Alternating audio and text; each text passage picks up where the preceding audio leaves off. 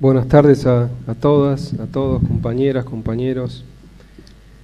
El título de la conferencia, del encuentro de hoy, Política y Comunicación, una relación dialéctica y redefinir en el campo popular. Palabras sin duda centrales en los tiempos que estamos viviendo y que no se pueden disociar: política y comunicación. Yo, con el permiso de ustedes, le voy a sumar una tercera palabra que me parece importante introducir en estos tiempos, que es la palabra tecnología. Política, comunicación y tecnología. Conceptos que me parecen indivisibles.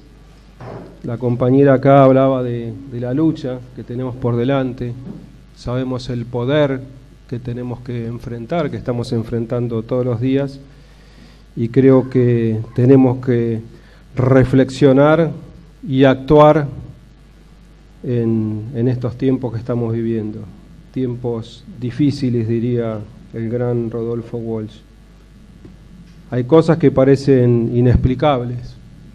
Yo veía ayer la llegada de Macron ahí en Ezeiza, en el aeropuerto, esa soledad bajando, la llegada a las corridas de la vicepresidenta tarde, pretendiendo justificarse, hablando en un francés chabacano, incomprensible.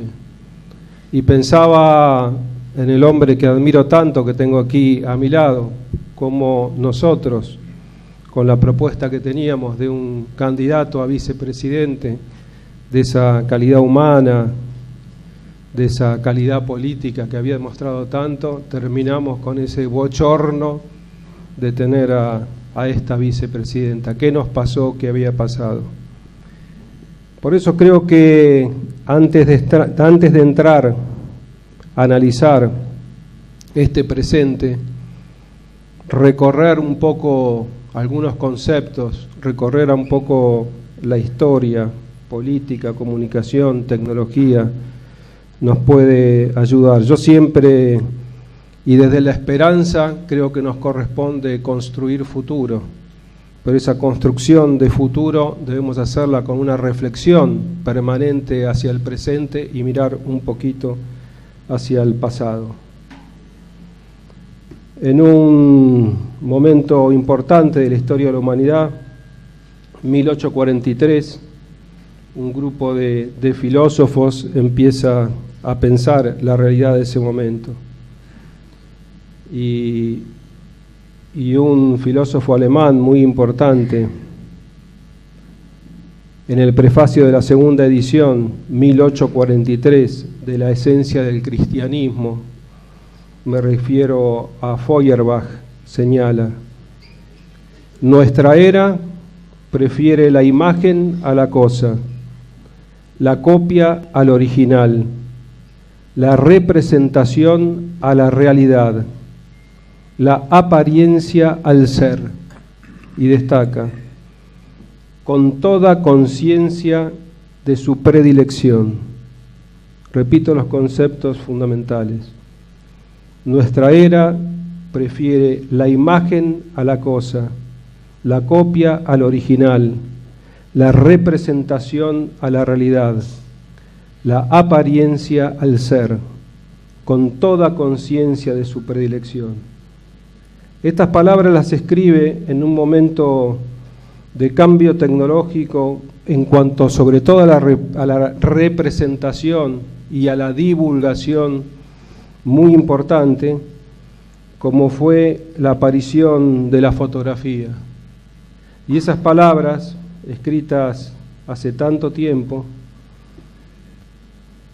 parecen una denuncia premonitoria de lo que ocurre en este siglo XXI que estamos viviendo. Parece ese un diagnóstico correcto.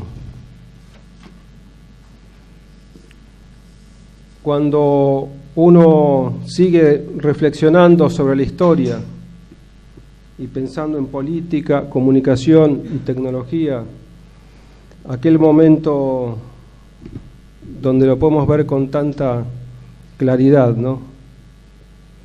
Un líder religioso como fue Martín Lutero traía ideas nuevas, un corpus de ideas nuevas. Básicamente enfrenta ese desastre de la Iglesia Católica, que era la concesión de indulgencias plenarias. Aquel que ponía el dinero, que daba el diezmo, se salvaba y se ganaba el cielo; aquel que no lo ponía se iba al infierno. Y sus 95 tesis tan precisas. Ocurre esto mientras irrumpe una tecnología que va a cambiar definitivamente al mundo, como fue la aparición de la imprenta. Y esa reforma que hizo temblar los cimientos de un poder que parecía único e invulnerable, como era el poder de la Iglesia Católica, fue resquebrajado por el uso de esa tecnología. Algunas de las publicaciones de Lutero, unos de sus folletos, se vendieron 4.000 ejemplares en 5 días, lo que fue una revolución total y absoluta.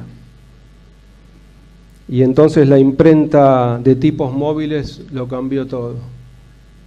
Y supo, él con su corpus de idea, él como dirigente, como conductor, utilizando esa tecnología, hacer una verdadera revolución que la seguimos viviendo hasta el día de hoy.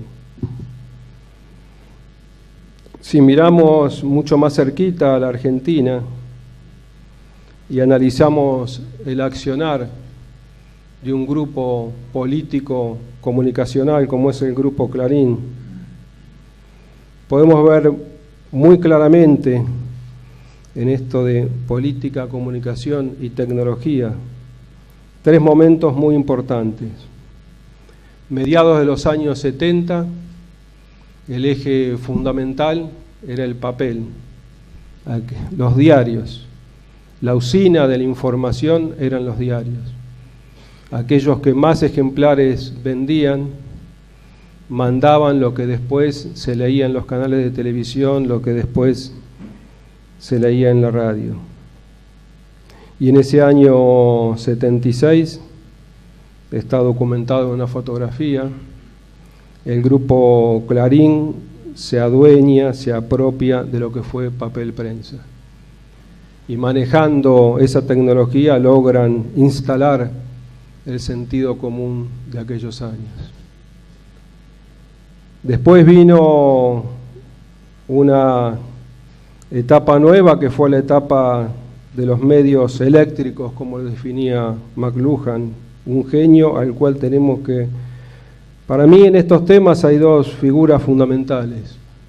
Una es Antonio Gramsci, que vio estos fenómenos desde la cárcel, mientras avanzaba el fascismo en Italia.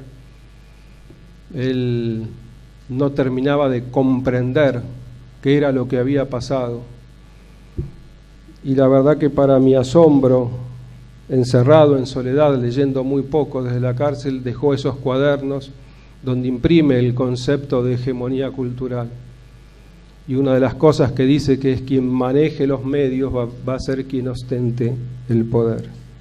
Y el otro es McLuhan, que antes de que existan todo este sistema de internet y de redes sociales, lo predijo y anunció el impacto que iba a tener en la sociedad humana.